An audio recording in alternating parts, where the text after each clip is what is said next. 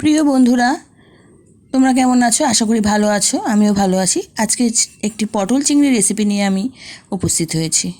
পটল, আলু, টমেটো, পেঁয়াজ, কাঁচা লঙ্কা, 2-1 কোয়া রসুন, আদা আমি নিয়ে নিয়েছি। আলু পটলটি ভালো করে আমি ভেজে নিয়েছি। এইবার পেস্ট করে নিয়েছি আমি মশলাগুলো, পেঁয়াজ, আদা, রসুন। এইবার গরম তেলে ফোড়ন দিয়ে, জিরে, শুকনো লঙ্কা, তেজপাতা ফোড়ন দিয়ে আমি ওই পেস্টটি ওর মধ্যে দিয়ে দিয়েছি। পেস্টটি ভালো করে কষিয়ে নিয়ে, ভালো করে একটু কষিয়ে নিলাম পেস্টটি আমি।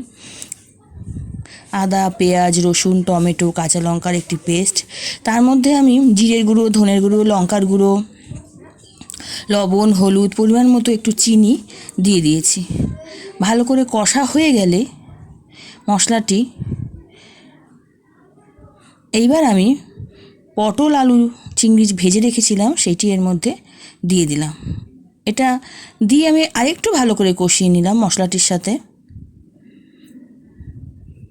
দেখো কত সুন্দর রং এসেছে। মশলাটি একটু ভালো করে কষতে হবে বন্ধুরা, না হলে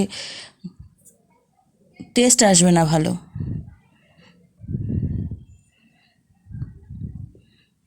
দেখো, এইবার আমি জল দিয়ে দিলাম, পরিমাণ মতো জল দিলাম।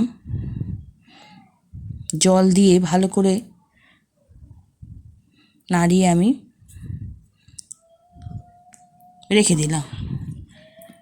ঢাকনা দিয়ে ঢেকে রাখার কিছুক্ষণ পর আমি যখন এটা খুললাম, দেখি খুব সুন্দর একটা স্মেল এসেছে এবং রান্নাটি আমার খুব সুন্দর তৈরি হয়ে গেছে। দেখো, তোমরা এটি অবশ্যই ট্রাই করো।